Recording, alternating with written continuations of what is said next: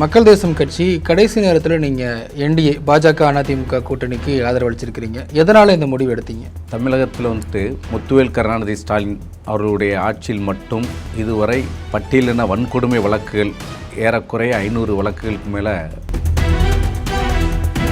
திருமாவளவன் அவர்கள் தொடர்ந்து பேசும் பொழுது பட்டியல் சமூகத்தினுடைய ஆதரவு திமுக அணிக்கு தான் இருக்குது, இங்கே ஒரு நல்லாட்சி நடக்குது அப்படிங்கிற ஒரு கருத்தை உண்டாக்குறாரு. அது உண்மையாகவே அப்படி தான் இருக்கா சார்? அதாவது விடுதலை சிறுத்தைகளை பொறுத்தவரை அப்பெல்லாம் வாய் திறக்காத திருமாவளவன் இப்போ அவருக்காக வாய் திறக்கிறாரு. உண்மையிலே அண்ணியினுடைய பாதுகாப்போ அல்லது அண்ணியை ஜெயிக்க வைக்கணுங்கிற எண்ணம் இல்லை. வேங்கவியல் பிரச்சனை இந்த தேர்தலில் பிரதிபலிக்கும்னு நினைக்கிறீங்களா? நிச்சயமாக. நான் இப்போ கருணாஸுக்கு வாய்ப்பு, செல்வகுமாருக்கு வாய்ப்பு, தமிழ் அன்சாரிக்கு வாய்ப்பு. ஏன்னா இந்த திமுக திட்டமிட்டு பட்டியலினத்து மக்களை வளரக்கூடாதுங்கிறதுல திமுக குறியாக இருக்குது.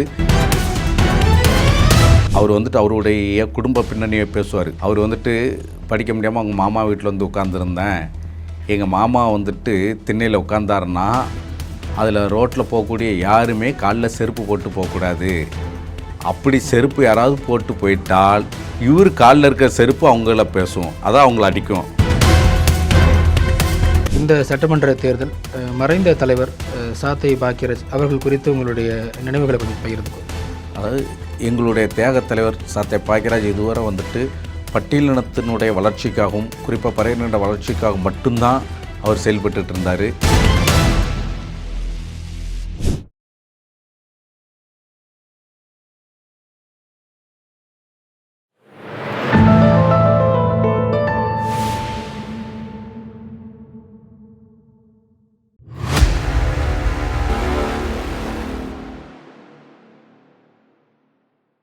தாமரை டிவி நேயர்களுக்கு அன்பு வணக்கம். இன்றைய சிறப்பு நேர்காணலில் மக்கள் தேசம் கட்சியினுடைய தலைவர் வழக்கறிஞர் திரு ஆசைத்தம்பி அவர்களோடு உரையாட இருக்கிறோம். சார் வணக்கம். வணக்கம்.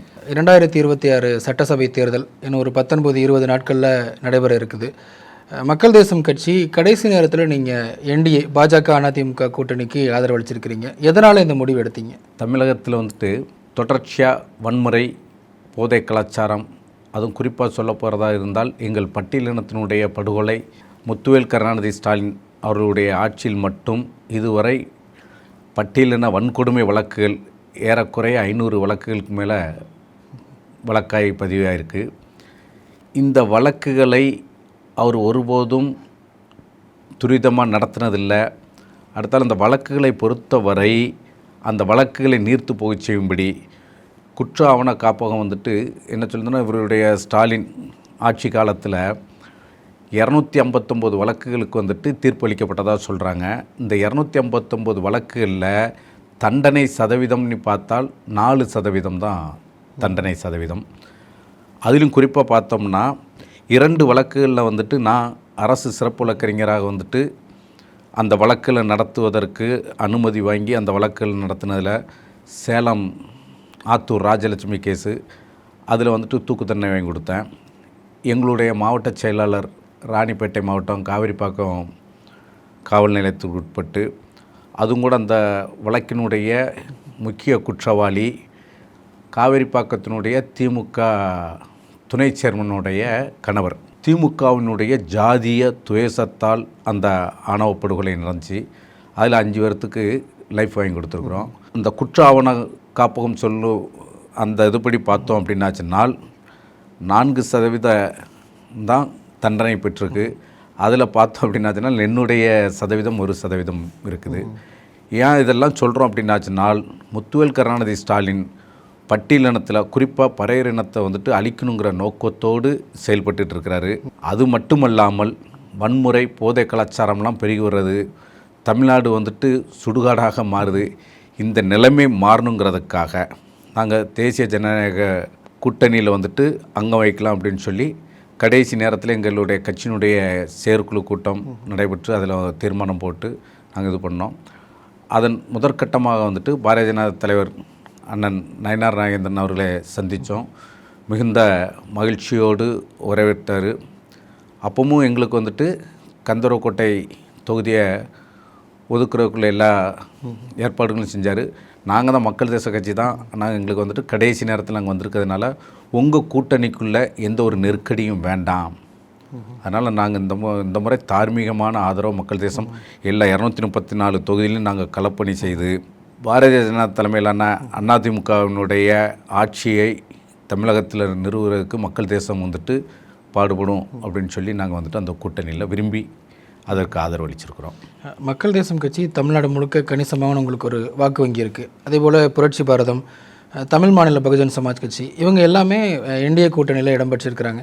ஆனால் எதிர்முனையில் இருக்கக்கூடிய திருமாவளவன் அவர்கள் தொடர்ந்து பேசும் பொழுது பட்டியல் சமூகத்தினுடைய ஆதரவு வந்து திமுக அணிக்கு தான் இருக்குது, இங்கே ஒரு நல்லாட்சி நடக்குது அப்படிங்கிற ஒரு கருத்தை உண்டாக்குறாரு. அது உண்மையாகவே அப்படி தான் இருக்கா சார்?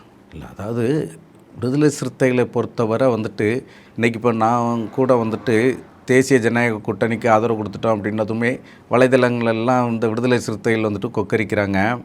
இப்படி வந்துட்டு என்ன அவங்க தலைவரோட இந்த சமூகத்துக்கு அதிகமாக உழைக்கிறது ஆசை தம்பி அப்படின்னு சொல்லி அவங்க என்ன நிறைய இடங்களில் பாராட்டியிருக்காங்க, வலைதளத்துலேயும் பாராட்டுறது உண்டு. தேசிய ஜனநாயக கூட்டணிக்கு போனதும் அவங்களுக்கு வந்துட்டு நான் என்னமோ செய்யக்கூடாத தவற செஞ்சிட்டேங்கிற மாதிரி கொஞ்சம் விமர்சனங்கள் வருது. 2001 விடுதலை சிறுத்தைகள் வந்துட்டு பாரதிய ஜனதாவை கூட தான் கூட்டணி வச்சு எலெக்ஷன் ஒர்க்கெல்லாம் பார்த்தாங்க. அடுத்தாப்பில் வந்துட்டு காங்கிரஸு கூட எந்த காலகட்டத்திலையும் நாங்கள் கூட்டணி வைக்க மாட்டோம் அப்படின்னு சொன்ன அந்த விடுதலை சிறுத்தைகள் வந்துட்டு எப்பவும் சொல்லும்போது வந்துட்டு நாங்கள் பொதுவான கட்சி அப்படின்னு தான் சொல்லுவாங்க, நாங்கள் பட்டியலினத்துக்கான கட்சி அல்ல. அதுலேயும் வந்துட்டு அவர் ஒரு முறை விமர்சனத்துக்குலாம் ஆளானார், பறைன்னு சொல்லி அவங்க வந்தாலும் செருப்பு கத்தி அடிங்க அப்படின்லாம் சொன்னார். இன்றைக்கி அவர் வந்துட்டு அந்த திமுகவால் புறக்கணிக்கப்படுறதுனால இன்னைக்கு தான் முதல் முறையாக வந்துட்டு நாங்கள் பட்டியலினத்துக்கான கட்சி அப்படிங்கிற மாதிரி அவர் கொஞ்சம் பேச ஆரம்பிச்சிருக்கிறாரு. அது அவருக்கு நெருக்கடி உருவாக போய் இப்போ வந்து தேசிய விஜயகாந்தனுடைய கட்சியெல்லாம் பார்த்தீங்க அப்படின்னாச்சுனால் அவங்க நேர்காணல் வைக்கும்போது கூட அந்த நேர்காணலுக்கு கூட அவங்க கட்சியிலேருந்து யாரும் போகிறதுக்கு விரும்பலை அப்படின்னு சொல்லி மீடியாக்களை தான் பார்த்தோம், தொலைக்காட்சியில் அதெல்லாம் பார்த்தோம். ஆனால் அந்த கட்சியை அழைச்சி ஒரு நாமினேட்டட் எம்பி கொடுத்துட்டாங்க, 10 எம்எல்ஏ சீட்டு கொடுத்துட்டாங்க.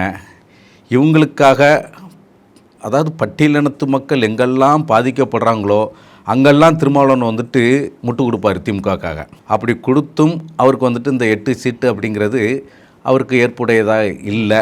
அதனால தான் இன்றைக்கி வந்துட்டு அண்ணன் ஆம்ஸ்ட்ராங் படுகொலையை கூட நீங்கள் பார்த்தீங்க அப்படின்னாச்சினால் அண்ணன் ஆம்ஸ்ட்ராங் படுகொலைக்கு வந்துட்டு நீதி கேட்டு நாங்கள் மக்கள் தேசம் கட்சி மட்டும்தான் சென்னை சிட்டிக்குள்ளே ஏறக்குள்ள சில 1000 நபர்களை வச்சு நாங்கள் வள்ளூர் கோட்டத்தில் வந்துட்டு ஒரு ஆர்ப்பாட்டம் நடத்தினோம். அதன் பின்பு தம்பி ரஞ்சித் வந்துட்டு ஒரு பேரணி நடத்தினார். சென்னை சிட்டிகளை பொறுத்தவரை இந்த 2 இயக்கங்கள் தான் நாங்கள் போராட்டம்னே பண்ணினோம். அந்நியாரனுடைய தொடர் சட்ட போராட்டத்தால் அவங்க சுப்ரீம் கோர்ட் வர போனதுனால அது சிபிஐக்கெலாம் மாறி வந்துச்சு. அப்போ கூட நாங்கள் டிஜிபியை பார்த்து இம்மிடியட்லியாக வந்துட்டு சிபிஐ வசம் வந்துட்டு காவல்துறை சிபிசிஐடிலேருந்து சிபிஐட்ட வந்துட்டு ஃபைலை கொடுக்கணும் அப்படின்லாம் நாங்கள் வந்துட்டு டிஜிபியெல்லாம் சந்தித்து பேசினோம். அப்போல்லாம் வாய் திறக்காத திருமாவளவன் இப்போ அவருக்காக வாய் திறக்கிறாரு. உண்மையிலே அண்ணியினுடைய பாதுகாப்போ அல்லது அண்ணியை வந்துட்டு ஜெயிக்க வைக்கணுங்கிற எண்ணம் இல்லை, நான் அடுத்த அணிக்கு தாவறதுக்கு தயாராக இருக்கிறேன் அப்படிங்கிறத திமுகவை எச்சரிக்கிறதுக்காக இன்றைக்கி அந்த வார்த்தைகளெல்லாம் அவர் ஏன்னா அவரே சொல்கிறாரு, பொற்கொடி ஆம்ஸ்ட்ராங் அவருடைய உயிருக்கு அச்சுறுத்தல் இருக்குது, அவர் ஒரு சட்டமன்ற உறுப்பினராக போனால் அவருக்கு பாதுகாப்பும் ஒரு அங்கீகாரமும் கிடைக்கும் அப்படின்னு சொல்கிறாரு. இதை எப்படி புரிஞ்சுக்கிறது சார் நம்ம? இல்லை, அவருக்கு உண்மையிலே அந்த ஒரு உணர்வுகள் இருந்தால் எங்கள் விடுதலை சிறுத்தைகள் வந்துட்டு பொற்கொடி ஆம்ஸ்ட்ராங் இருக்கக்கூடிய அந்த தொகுதிக்கு நாங்கள் விடுதலை சிறுத்தைகள் அவங்களுக்கு களப்பணி ஆற்றுவோம், வாக்கு சேகரிப்போம், அந்த வார்த்தை அவர்கிட்ட இருந்து வரலல்ல. ஆனால் இணையதளங்களில் விசிகேவனை விமர்சிக்கிறாங்க, பொற்கொடி ஆம்ஸ்ட்ராங் வந்து என்டிஏ கூட்டணிக்கு ஆதரவு கொடுத்தது. அதாவது அதான் சொல்கிறேன்ல, 2001 விசிகே ஆதரவு கொடுத்தால் அது வந்துட்டு பெரிய மகிழ்ச்சி அவங்களுக்கு. இப்போ நான் கூட முந்தா நாள் வந்துட்டு அண்ணன் அன்புமணி ராமதாஸ் அவர்களை பார்த்துட்டு வந்தோம், அதுவும் கூட விமர்சனமாகுது. இதே ஐயா ராமதாஸுக்கு வந்துட்டு தமிழ் குடிதாங்கின்னு சொல்லி திருமாவளவன் தான் பட்டம் கொடுத்தாரு. அடுத்தால ஒரு பேட்டி கொடுத்தாரு, ஜெயங்கொண்டம் தொகுதியில் லாஸ்ட்டாக காடுவட்டி குரு ஜெயிக்கிறதுக்கு விடுதலை சிறுத்தைகள் நாங்கள் தான் அவர் ஜெயிப்புக்கு காரணமாக இருந்தோம், அவர் ஜெயிக்க வச்சோம், அவர் வீட்டுக்கு நான் போயிருந்தேன், என்னை வந்துட்டு குரு வரவேற்று என் வெற்றிக்கு நீங்கள் பாடுபட்டீங்க அப்படின்லாம் சொன்னார். அப்போ அவங்க கூட்டணி கட்சி கிடையாது. பாமக கூட விடுதலை சிறுத்தைகள் கூட்டணி கட்சி கிடையாது. ஜெயங்கொண்டம் தொகுதியில் காடுவெட்டி குரு ஜெயிக்கிறதுக்கு விடுதலை சிறுத்தைகள் களப்பணியாற்றி விடுதலை சிறுத்தைகள் தான் காடுவெட்டி குருவை ஜெயிக்க வச்சோம் அப்படின்னு சொல்லி அவர் சொல்கிறாரு. அதையும் குரு ஏற்றுக்கிட்டு அவரை பாராட்டினார் அப்படிங்கிறதெல்லாம் சொல்கிறாங்க. அந்த நிலைப்பாடு ஏன் அண்ணி பொற்குடி ஆம்ஸ்ட்ராங்க்கு இவர் எடுக்க மாட்டாங்கிறாரு? இவர் எப்போவுமே இரட்டை வேடம் போடுவார். இந்த நேரத்துலையும் ஏன்னா பட்டியலினத்து மக்கள், அதிலும் குறிப்பாக பறையரின மக்கள் வந்துட்டு திமுகவுக்கு ஓட்டு போட போகிறது இல்லை அப்படிங்கிறது தெரிஞ்சுக்கிட்டு ஒரு மடைமாற்றம் செய்கிறாரு. இப்போ எழும்பூர் சட்டமன்ற தொகுதியில் பரந்தாமனுக்கு வாய்ப்பு மறுக்கப்பட்டதுக்கு பின்னணியிலையும் ஒரு பறையர் எழுந்து வந்துடக்கூடாது அப்படிங்கிற அந்த அரசியல் இருக்கிறதா தொடர்ந்து அந்த அம்பேத்கர்வாதிகள் எழுதிட்டு வர்றாங்களே. உண்மையாக என்னென்னா, எப்பொழுதுமே திமுக வந்துட்டு பறையர்களுடைய எழுச்சியை வந்துட்டு அவங்க வந்துட்டு விரும்புகிறதில்ல. ஏன் அப்படின்னாச்சுனால், நான் ஏற்கனவே இன்னொரு சேனலுக்கு பேட்டி கொடுக்கும்போது சொல்லியிருந்தேன், கருணாநிதியை கட்சியை விட்டு நீக்கினவர் வந்துட்டு இளம்பருதி, பரிதி இளம்பருதியோடைய அப்பா. அடுத்தால இந்த கருணாநிதியை சிஎம் ஆக்கிறதுக்கு அன்னை சத்யவாணிமுத்து இவங்களை போன்ற பறையர்கள் தலைவர் தான் இவரெல்லாம் முதலமைச்சரானால், இவரும் ஒரு சிறுபான்மையின சமூகம், இந்த சிறுபான்மையின சமூகத்தை பூரா பாதுகாப்பார் அப்படின்னு சொல்லி இவரை வந்துட்டு முதல்வராக ஆக்குறாங்க. ஆனால் இவர் முதல்வர் ஆனதுமே ஒவ்வொரு பகுதியிலும் இருக்கக்கூடிய, இங்கே எடுத்துக்கிட்டால் வன்னியர், கல்லர், அங்கே எடுத்துக்கிட்டால் கவுண்டர், எங்கள் சைடு எடுத்துக்கிட்டால் மறவர், நாடார், இப்படி அந்த குறிப்பிட்ட சமூகத்தினுடைய ஒரு ஆளுமையாக பிரதிநிதியாக தன்னை மாற்றிக்கிட்டார். இதை எதிர்த்து சத்தியவனிமித்தமாகவே வந்துட்டு போர்க்குடி தூக்குனாங்க. அதனால் இவருக்கு வந்துட்டு இந்த பறையர்கள் அறிவார்ந்தமாக இருந்து போர்க்குடி தூக்குறாங்களே அப்படிங்கிறது வந்துட்டு கருணாநிதியை தொடர்ந்து மு.க. ஸ்டாலினாக இருக்கட்டும், அல்லது இப்போ உதயநிதி ஸ்டாலினாக இருக்கட்டும், அல்லது முன்னாள் அமைச்சர் பொன்முடி சொன்னது போல் உதயநிதி ஸ்டாலின் ஏன் சொல்கிறீங்க, இன்பநிதி ஸ்டாலினுக்கும் நாங்கள் கொடி பிடிப்போன்னு சொன்னார். அவங்களுடைய இரத்த அந்த ஓட்டத்தில் என்ன ஆகுதுன்னால் ஃபுல்லாக பறையருக்கான எதிர்ப்பு அவங்க இரத்தத்திலே அது கலந்துருக்குது. அதனால் இன்றைக்கி விடுதலை சிறுத்தைகளும் அந்த கூட்டணியில் புறக்கணிக்கப்படுறதுங்கிறது திருமாவளவனுக்கு தெரிஞ்சும் வேறு வழி இல்லை, நம்ம 2 எம்பி இருக்கோம், 4 எம்எல்ஏ இருக்கோம், இதை எப்படியாவது அதிகப்படியாக்கி தன் கட்சியை மட்டும் வளர்க்கணும்னு நினைக்கிறாரே தவிர, அவர் இந்த சமூகத்துக்காகவோ இந்த சமூகத்தினுடைய நலனுக்காகவோ எங்கேயும் அவர் இதுவரை பேசுனதும் கிடையாது. இதுவரை எங்கள் மக்கள் தேசம் கூட நாங்கள் சொல்கிறோம் பார்த்தீங்களா, நிறைய கிராமங்களில் இப்போ கூட வந்துட்டு சேலம் ஓமலூர் பக்கத்தில் எடுத்துக்கிட்டிங்கன்னா பெத்தேல் காலனின்னு ஒரு இருக்குது. சுதந்திரம் அடைஞ்சதிலிருந்து கிட்டத்தட்ட 60 ஆண்டுகளுக்கு முன்பு அங்கே ஒரு குடியிருப்பு உருவாகுது. அந்த குடியிருப்புக்கு இதுவரை அடிப்படை வசதியான ரோடு வசதி கூட கிடையாது. நான் கடந்த ஒரு 3 மாதத்துக்கு முன்பு ஸ்டெப் எடுத்து அந்த கிராமத்திற்கு ரோடு வந்துட்டு, அந்த கிராமத்திற்கு வந்துட்டு உயர்நிலை நீர் தேக்க தொட்டி வாங்கியிருக்கிறோம். அந்த கிராமத்துக்கு உள்ளே வந்துட்டு சிமெண்ட் ரோடு, இது எல்லாமே வேலை நடந்துகிட்ருக்குது. இப்படி திருமாவளவனால் ஒரு ஊரை கூட சொல்ல முடியாது. அதே மாதிரி இந்த பறையரின மக்கள் பாதிக்கப்படும் போது அந்த பாதிப்புக்கு எங்கேயாவது நின்று விடுதலை சிறுத்தைகள் முழுமையாக பாதுகாப்பு கொடுத்துச்சுன்னு சொல்ல முடியாது. ஆனாலும் அவங்க வளர்ந்துட்டாங்களே அப்படின்னு சொல்லி பறையர்கள் 90% அவர் கட்சியில் இருக்கக்கூடிய 100%, 90% பறையர்கள் இருக்கிறாங்க. வேங்கவியல் பிரச்சனை இந்த தேர்தலில் பிரதிபலிக்கும்னு நினைக்கிறீங்களா? நிச்சயமாக. நான் வந்துட்டு ஆவுடையர்கள் காவல் நிலையத்தில் வந்துட்டு போன 7ஆம் மாதம் வந்துட்டு எங்களுடைய பறையரின அண்ணன் தம்பி 2 பேர் படுகொலை, அந்த வழக்குலையும் நான் வந்துட்டு இப்போ அரசு சிறப்பு வழக்கறிஞராக இருக்கிறேன். அதனால் அந்த வழக்கை நடத்துறதுக்கு நான் அடிக்கடி புதுக்கோட்டை போகிறேன். அந்த வேங்கவேல் மக்களும் என்ன நீதிமன்றத்தில் வச்சு பார்த்தாங்க. என்னென்னா, இப்போதைக்கு எங்கள்கிட்ட வந்துட்டு அதிகாரம் எதுவும் இல்லைங்கிறதுனால சாமானிய மக்களாக நாங்கள் இருக்கிறதுனால எங்களுடைய குரல்களும் வெளியே வர மாட்டேங்குது. நாங்கள் படுற அந்த பாதிப்பும் வெளியே தெரிய மாட்டேங்குது. இருப்பினும் அதையெல்லாம் உடைச்செறிஞ்சு இந்த முறை நிச்சயமாக திமுக தமிழகத்தில் முழுமையாக தோல்வியடையும். அவங்களே வச்சுருக்காங்க 2.0 அப்படின்னு சொல்லி. அந்த 2 எடுத்துகிட்டு 0 தான் அவங்க. அதில் எந்த மாற்றமும் இல்லை. ஒரு சின்ன உதாரணம் என்னென்னா, எங்கள் பட்டியலின உட்பிரிவுக்குள்ளே எங்களுக்கு இருக்கக்கூடிய இடஒதுக்கீட்டை அந்த 3.3% அருந்ததிற்கு கொடுக்குறோம் அப்படின்னு சொல்லி முன்னுரிமை அப்படிங்கிற அடிப்படையில் 18% அந்த மக்களுக்கு 18% இன்னும் முழுமையாகலை. அல்லது என்னுடைய சதவீதத்தை அந்த அருந்ததியர் மக்களுக்கு கொடுத்துட்டா கூட நாங்கள் பாராட்டுவோம். அந்த அருந்ததியர் மக்களுக்கும் தகுதிக்கு ஏற்ற மாதிரி ஆட்கள் இல்லை அப்படின்னு சொல்லி அந்த பணியிடங்களை பூரா காலியாகவே வச்சுருக்காங்க. அதை ஃபுல்லாக புண்ணியம் இல்லை. அல்லது எங்கள் அருந்ததியர் மக்கள் செக்லியர் பூரா நாங்கள் அதில் வேலைவாய்ப்புக்கு உள்ளே ஏற்றிட்டோன்னு சொன்னால் கூட அதை நாங்கள் பாராட்டலாம். அதை நம்பி அந்த மக்கள் அவர் அதியமானாக இருக்கட்டும், தம்பி நாகை திருவள்ளுவனாக இருக்கட்டும், வெண்மணியாக இருக்கட்டும், வழக்கறிஞர் வெண்மணியாக இருக்கட்டும், இவங்க எல்லாம் திமுகவுக்கு வந்துட்டு இவங்க கட்சி மாநாடு நடத்துனாங்களோ இல்லையோ திமுகவினுடைய கட்சி மாநாடு மாதிரி நடத்துனாங்க. ஆனால் யாருக்கும் வந்துட்டு வாய்ப்பு வழங்கப்படலை. இப்போ வந்தால் கருணாஸுக்கு வாய்ப்பு, செல்வகுமாருக்கு வாய்ப்பு, தமிழ் அன்சாரிக்கு வாய்ப்பு. ஏன்னா இந்த திமுக திட்டமிட்டு பட்டியலினத்து மக்களை வந்துட்டு வளரக்கூடாதுங்கிறதுல திமுக குறியாக இருக்குது. இதுவே நாங்கள் 234 தொகுதியிலையும் தேர்தல் பிரச்சாரமாக, அதாவது நாங்கள் ஒரு குறிப்பிட்ட சமூகத்துக்காக சொல்ல வரல, சமூக நீதினு பேசக்கூடிய அந்த திமுக குறிப்பிட்ட இந்த மக்களை வந்துட்டு பாதிப்புக்குள்ளாக்குது. தேசிய ஜனநாயக முன்னணி ஆட்சியை அமைந்தால் மட்டும்தான் சமூக நீதி பாதுகாக்கப்படும் அப்படிங்கிறது மக்கள் தேச கட்சியினுடைய ஒரு கோரிக்கையாக நாங்கள் வந்துட்டு தீவிர களப்பணியாற்றுவோம். தேர்தல் பரப்புரையில் சுவர் விளம்பரங்களில் பட்டியல் சமூகத்தினர் வசிக்கக்கூடிய பகுதிகளில் மட்டும் விசிகாவினுடைய அந்த சின்னமும் விசிகாவினுடைய திருமாவளவன் பெயரும் இடம்பெற்றிருக்கு. மற்ற பகுதிகளில் திருமாவளவனுடைய பெயர் வந்து திட்டமிட்டு புறக்கணிக்கப்பட்டிருக்கு. இன்னொரு சம்பவம், காட்பாடியில் பரப்புரையில் துரைமுருகன் அவர்கள் வந்து விசிக நிர்வாகி அவர்களை கீழே இறங்கு அப்படின்னு சொல்லி சொல்கிறாரு. இந்த சம்பவங்களை எல்லாம் திருமாவர்கள் ஏன் அதை கண்டும் காணாமல் இருக்கிறாருன்னு நினைக்கிறீங்க?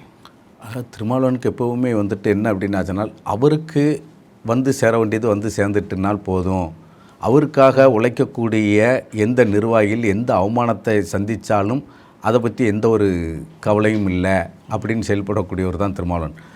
துரைமுருகன் இப்போ மட்டும் இல்லை, அவர் வந்துட்டு அவருடைய குடும்ப பின்னணியை பேசுவார். அவர் வந்துட்டு படிக்க முடியாமல் அவங்க மாமா வீட்டில் வந்து உட்காந்துருந்தேன், எங்கள் மாமா வந்துட்டு திண்ணையில் உட்காந்தாருன்னா அதில் ரோட்டில் போகக்கூடிய யாருமே காலில் செருப்பு போட்டு போகக்கூடாது. அப்படி செருப்பு யாராவது போட்டு போயிட்டால் இவர் காலில் இருக்கிற செருப்பு அவங்கள பேசும், அதான் அவங்கள அடிக்கும் அப்படின்லாம் சொல்லி பேட்டி கொடுத்த துரைமுருகன் அவர் ஜாதியினுடைய உச்சத்தில் இருக்கிறாரு. அதனால விசிகாவை பொறுத்தவரை அங்கே உள்ள மாவட்ட செயலாளர் பறையறங்கிறாரு, என் கூட எனக்கு அது கீழே இறங்கு அப்படின்னு சொல்கிறத வந்துட்டு திருமாவளவனுக்கு வந்துட்டு அது ஒரு பெரிய விஷயமாக தெரியாது. அதனால் அவர் வந்துட்டு அதுக்கு ஒரு எதிர்வினை எதுவுமே ஆற்ற மாட்டார். அவருக்கு தேவை திமுகவில் இருந்துட்டு இன்றைக்கி 8 சீட்டு தந்திருக்காங்க, இந்த 8 சீட்டில் நம்ம எவ்வளோ வரலாம் அப்படிங்கிற. நேற்றைக்கு வந்து தேர்தல் ஆணையம், சட்டம் ஒழுங்கு டிஜிபி, இப்படி பல்வேறு பொறுப்புகளுக்கு நியமிச்சிருக்கிறாங்க. தேர்தல் ஆணையம் வந்து தான் ஒரு பொறுப்பு டிஜிபியை மாற்றணுங்கிற தேவை அந்த சூழல் தான் தமிழ்நாட்டில் இருக்குன்னு நினைக்கிறீங்களா? அதாவது எப்போவுமே பார்த்தீங்கன்னா திமுக வந்துட்டு தனக்கு தான் சொல்கிற வேலையில் யார் செய்வாங்களோ அந்த அதிகாரிகளை நியமிக்கிறதுல தான் அவங்க குறியாக இருப்பார். இப்போ ஒரு டேவிட்சன் ஆசீர்வாதத்தை பொறுத்தவரை பார்த்தீங்க அப்படின்னாச்சுனால், இப்போ திமுக மேலே வந்துட்டு அமைச்சர் நேரு மேலே வந்துட்டு விஜிலன்ஸ் கேஸ் ஃபைல் பண்ண சொல்லி உயர்நீதிமன்றம் ஒரு உத்தரவு கொடுக்குது. அப்போ இந்த வழக்கை சரி கட்டுறதுக்கு சரியான ஆள் யார் அப்படின்னா டேவிட்சன் ஆசீர்வாதத்தை வந்துட்டு லஞ்ச ஒழிப்புத்துறை இயக்குனராக மாற்றுறாங்க. ஏன் அப்படின்னாச்சுனால், இவர் இந்த வழக்கை வந்துட்டு இது இல்லாமல் கோர்ட்டுக்கு எது வந்தாலும் சரி இவர் சரி கட்டிக்கிடுவார் அப்படிங்கிற எண்ணத்தோடு திமுக செயல்படுவதால் அதனால் டிஜிபி அவங்களால நியமிக்க முடியல. இன்றைக்கி தேர்தல் கமிஷன் வந்துட்டு அதனுடைய முழு சுதந்திரம் நாட்டினுடைய நலன் கருதி இன்றைக்கி டிஜிபியை வந்துட்டு அவங்க நியமனம் செஞ்சுருக்காங்க. அதே போல் அதிமுகவில் 13 பட்டியல் சமூக பெண் வேட்பாளர்களுக்கு இந்த முறை வாய்ப்பு கொடுத்துருக்குறாங்க. எனக்கு தெரிஞ்சு இதுதான் தமிழகத்தில் முதல் முறைன்னு நினைக்கிறேன். எதிர்த்தரப்பில் திமுக தரப்பில் அவங்க வந்து மீனவ சமுதாயத்திற்கு 164 வேட்பாளர்களில் ஒருத்தருக்கு கூட வாய்ப்பு கொடுக்கல அப்படின்னு நேற்றைக்கு மீனவர் அமைப்புகள்லாம் குற்றச்சாட்டு வைக்கிறாங்க. இந்த சமூக அரசியலை எப்படி புரிஞ்சுக்கிறது சார்? அதாவது பேருக்கு தான் முத்துவேல் கருணாநிதி ஸ்டாலின் சமூக நீதி ஆட்சி அப்படின்னு சொல்லுவார். ஆனால் பெரும்பான்மையான வாழக்கூடிய இன்றைக்கி தமிழகத்தை எடுத்துக்கிட்டால் கூட ஒரு கணிசமான அளவுக்கு மீனவர் சமூகம் இருக்குது. அந்த சமூக மக்களுக்கு வந்துட்டு எந்த பிரதித்துவமும் கொடுத்துடக்கூடாது அப்படிங்கிறதுல வந்துட்டு சமூக நீதி பேசக்கூடிய ஸ்டாலின் வந்துட்டு குறியாக இருக்கிறாரு. இது அந்த சமூகம் மட்டும் இல்லை, இன்னும் எவ்வளவோ சமூகம் வந்துட்டு இதே மாதிரி பாதிக்கப்பட்டுக்கிட்டு இருக்குது. இந்த பாதிப்புகளை எல்லாம் வெளிப்படுத்தணுங்கிறதான் எங்களுடைய நியாயமான கோரிக்கையாக இருக்குது. அதுக்கு தேசிய ஜனநாயக கூட்டணி வந்துட்டு எங்களுக்கு இந்த பரப்புரைக்கு வந்துட்டு ஒரு முக்கியத்துவம் தரும். இந்த முக்கியத்துவத்தை எல்லாம் நாங்கள் தேசிய ஜனநாயக கூட்டணிக்கு வாக்குகளாக மாற்றி காட்டுவோம். நேற்றைக்கு முன்தினம் நீங்கள் ஒரு தமிழ்நாட்டினுடைய மாநில தலைவர் நயினார் நாகேந்திரன் அவர்களை சந்திச்சிருக்கீங்க. மத்திய அமைச்சர் தேர்தல் பொறுப்பாளர் பியூஷ் கோயல் அவர்களையும் சந்திச்சிருக்கீங்க. பிறகு அன்புமணி ராமதாஸ் அவர்களையும் சந்திச்சிருக்கீங்க. அடுத்தடுத்து என்டிஏ கூட்டணியோட தலைவர்களை பார்க்க போகிறதாகவும் சொல்லியிருக்கிறீங்க. அவர்கள்ட்ட பேசும்பொழுது என்ன மாதிரியான ஒரு கோரிக்கையை நீங்கள் அழுத்தி வலியுறுத்துவீங்க? அன்புமணி ராமதாஸ்கிட்ட போகும்போது கூட நம்ம 2 சமூகம், பெரும்பான்மையான சமூகம், இந்த இரு சமூகத்தையும் ஒன்று சேர்ந்துட விடாமல் இன்றைக்கி ஆளக்கூடிய அது திமுகவாக இருக்கட்டும், அதே மாதிரி அதிமுக கூட இருக்கலாம், இவங்க வந்துட்டு இந்த 2 சமூகத்தையும் ஒன்று சேர்ந்துடாமல் அதை வந்துட்டு நம்மளுக்குள்ளே ஒரு கலவரத்தை ஏற்படுத்தி நம்மளுக்குள்ளே ஒரு பகைமையை முட்டி நம்மளை ஒன்று சேர விடாமல் வச்சிட்ருக்காங்க. அதுலேயும் குறிப்பாக திமுக வந்துட்டு இந்த அரசியல் தான் 100க்கு 100 பண்ணிகிட்ருக்கு. இதை நம்ம உடைக்கணும் அப்படிங்கிறது ஒரு மருத்துவர் அன்புமணி ராமதாஸனுடைய அந்த ஒரு கோரிக்கை எங்களுக்கு மிகவும் பிடிச்சிருந்துச்சி. அதே மாதிரி வந்துட்டு ஆனால் நயினார் நாகேந்திரனை பொறுத்தவரை திமுக வந்துட்டு பேரளவு சமூக நீதினு சொன்னாலும், எங்கள் பிஜேபியை மதவாத கட்சின்னு சொன்னாலும், தமிழகத்தில் வந்துட்டு இதுவரை எங்கேயாவது ஒரு மதவாத சண்டை நடந்திருக்கா? ஆனால் ஜாதிய சண்டை இப்பவும் நடந்துகிட்ருக்கு. ஆனால் முத்துவேல் கருணாநிதி ஸ்டாலின் சொல்லுவார் எங்கேயும் ஜாதி கலவரம் நடக்கலை அப்படின்னு சொல்லி. ஆனால் அவருக்கு கீழே இருக்கக்கூடிய காவல்துறை மட்டும் இவர் ஆட்சியில் மட்டும் 500 வழக்குகள், ஜாதிய கலவர வழக்குகள் வந்துட்டு பதிவு செஞ்சுருக்காங்க. அப்போ இவர் எதன் அடிப்படையில் வந்துட்டு இந்த மாதிரி பேசுகிறாரு அப்படிங்கிறது தெரியல. இந்த நிலையை ஒழிக்கணும் அப்படிங்கிறது தான் எங்களுக்கு வந்துட்டு பாரதிய ஜனதாவுடைய மாநில தலைவர் அண்ணன் நயினார் நாகேந்திரன்லாம் வந்துட்டு மக்கள் தேசத்துக்கு வந்துட்டு ஒரு அதிகமான முக்கியத்துவம்லாம் தராரு. எங்களுடைய மக்கள் தேச கட்சி 234 தொகுதியிலையும் பரப்புரை செய்வதற்கும் களப்பணி செய்வதற்கும் வந்துட்டு அனைத்து இந்திய அண்ணா திராவிட முன்னேற்ற கழகத்திலேருந்து நம்ம அண்ணன் டிடிவி தினகரன் இவங்க போன்றவங்களாம் வந்துட்டு எங்களுக்கு ஒரு தொடர்புலாம் கொண்டு எங்கள் தொகுதிகளுக்கெலாம் வந்துட்டு நீங்கள் பிரச்சாரம் பண்ணணும் அப்படின்னு இதுவரை அவங்களும் வந்துட்டு எங்களை கேட்டுட்ருக்காங்க. திமுக அணியில் வந்து கிட்டத்தட்ட இருக்கக்கூடிய அனைத்து இஸ்லாமிய அமைப்புகளும் கட்சிகளும் வந்து அங்கே வந்து கூட்டணி சேர்ந்துருக்கிறாங்க. திமுகவுக்கு சிறுபான்மையினோட வாக்குகள் மொத்தமாக திமுக அணிக்கு போயிடும் அப்படின்னு நம்ம எடுத்துக்கிடலாமா? அதாவது அவங்க ஒரு மாயை அப்படி உருவாக்குறாங்க. இப்போ அவர் ஜவஹர்லா கூப்பிட்டு 2 சீட்டு, இஸ்லாமிய அமைப்பு கூப்பிட்டு 2 சீட்டு, இப்போ தமிழ் முன்னணி சரியாக கூப்பிட்டு 1 சீட்டு அப்படிங்கிறதெல்லாம் வந்துட்டு ஒரு மாயை உருவாக்கி அதன் மூலம் இஸ்லாமியர்கள் ஓட்டுகள் எல்லாம் வாங்கிடலாம் அப்படின்னு சொல்லி நினைக்கிறாரு. அது நிச்சயம் தமிழ்நாட்டில் நடக்காது.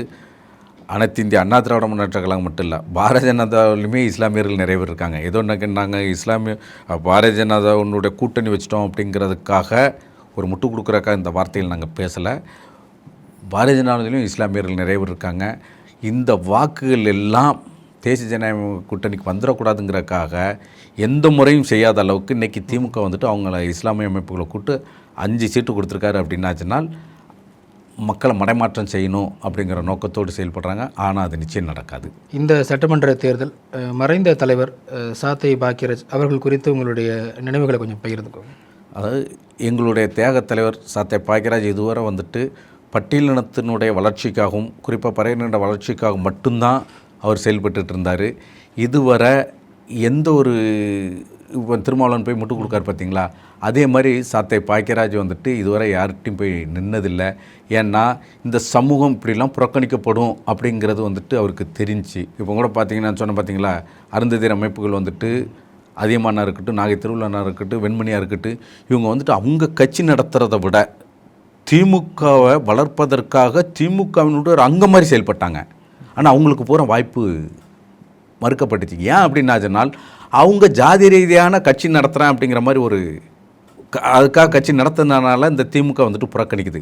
அதே மாதிரி சாத்தை பாக்கியராஜை பொறுத்தவரை நாங்கள் மக்கள் தேசம்னு வச்சுருந்தாலும் அகில இந்திய ஆயுதராக பரையற்பேரவைன்னு வச்சுருந்ததுனால தான் புறக்கணிக்கப்படுவோம் அப்படிங்கிற தெரிஞ்சு தான் யாருக்கிட்டையும் அவர் போய் நிற்கலை. இன்றைக்கி எங்கள் மக்கள் தேசத்திலும் பல லட்சம் தொண்டர்கள் நிர்வாகிகள்லாம் இருக்காங்க. இவங்க இந்த அரசியல் கண்ணோட்டத்திற்காக அரசியலில் நம்ம அதிகாரம் பெறணும் அப்படிங்கிறதுக்காக தியாகத் தலைவர் சாத்தை பாக்கியராஜனுடைய வழியில் நாங்கள் வந்தாலும் இன்றைக்கி நாங்கள் தேசிய ஜனநாயக கூட்டணியில் வந்துட்டு இன்றைக்கி அங்கம் வகிக்கிறோம். நிச்சயம் எங்களுடைய தியாகத் தலைவருடைய கனவையும் நாங்கள் நிறைவேற்றுவோம்.